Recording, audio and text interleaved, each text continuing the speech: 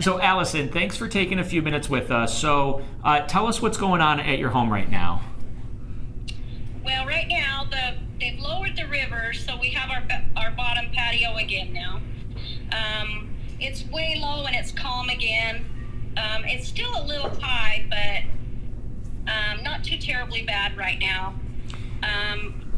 When we were coming back up the canyon, they were letting the residents in, and it's not too far up the canyon, just right almost outside of the Narrows. There's a place just before Perry Camp where the water, and they think it's because the water has just eroded the road, and so it's causing all kinds of trouble. And so they're trying to fix it. I don't know how the heck they're going to fix it, but they're trying to fix it. Are you stuck in your home right now?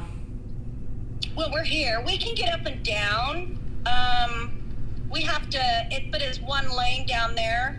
But we've been up here since about 11. So, and I know that there is a few cars going up and down. Okay, so you actually have passage. You're able to get all the way out? Yes. Yeah, we can. Yeah.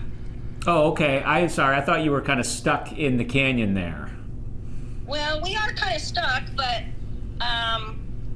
it's, we're just not, you can leave if you want to. I mean, that's not a problem, but down below, coming up the canyon, there's just one lane, and, with them trying to fix it, I think that's kind of what they're trying to keep people from coming up. And so we're just here.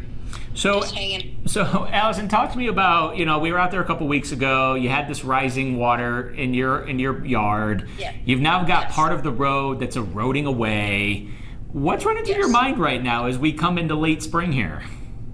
Well, it is kind of a scary situation because down below, it's above where the road is eroding right now.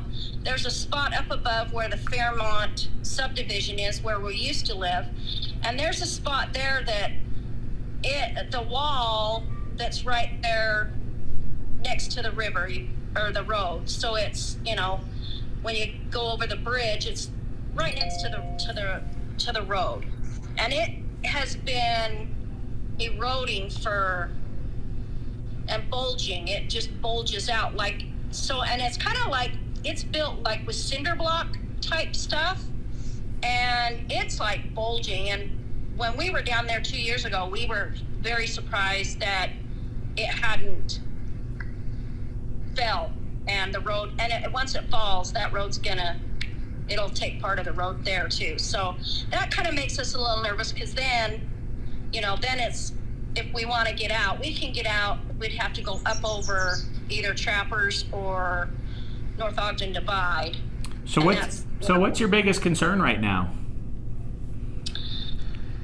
Just hoping they can fix this road.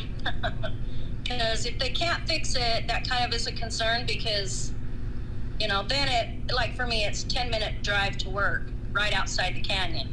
And if we can't get out, then, like I said, then it'll take me 45 minutes to an hour to get to work every morning. Yeah. And I leave really, really early too, so that, but I know they can manage this, I know they're being able to manage the river. I mean, we've got our bottom patio. I don't know if you can see it there just behind me. Mm-hmm. So we have our bottom patio clear out there, and the river has gone down. And so we do have that. So it's kind of nice. It's quiet. The road's really quiet because nobody's coming up and down. But I just hope they can get that fixed. That is a concern. They said it might take till tomorrow morning, and so, it's just a matter of having to go up and around, which is kind of a pain. But do you think that with more runoff there could be more issues going forward? Oh yeah. Oh, definitely, yeah. Especially with it being warm now. I mean, I'm loving the warmth, but at the same time, you worry about too much water coming. I mean, it was close, and there's a couple of spots here in the canyon just below us and just above us that even at the level it was, and it rose after we talked to you, it rose up another foot. And so if it goes one more foot as to what it was this last time, then the water's going to go in the canyon, on the canyon road, up above and down here. And so then it's going to be just nothing but another river. The river will explode, and then we are going to be stuck because there's no way out if that happens. Do you have confidence in the work crews that are out there working right now that they'll be able to divert enough water and get the road back up and running and do all these things so that you can go about your normal week and days? Do you have that confidence? Yeah, I do. I do. And it's not an inconvenience for us, and I don't think any of the other residents feel like it's an inconvenience, because they've got to get this fixed. And if it just means cutting the traffic back to just residents, then it gives them the time that they need to not be interrupted every 5 minutes, with traffic and stuff. And so I think when we drove up, they had other trucks going down, and I think they've got it under control. And as far as the water, we know that they can take care of it. Pine View's really, really doing a good job, and we know it's gonna fill up. They said 3 times, it could fill, the runoffs could fill Pine View 3 times. But there was a mudslide down, probably, I don't know. Well, it's between Fairmont and the Cobbles, and there was a mudslide on the mountainside that was pretty good. And what happens is there's a culvert, and the culvert was getting clogged. And so that's what was causing that, because the culvert, it's the runoff from Snow Basin, and then it goes under the road and under, Ogden, or the Canyon Road, into the river. And so they've just kind of kept a tractor down there, and anytime it gets clogged, they just go and clean it, because it's rushing. So and that doesn't usually flow very much. That usually is pretty calm there. Right. So we needed, obviously, a lot. We needed this moisture. We needed the snow. Yes. We really needed it.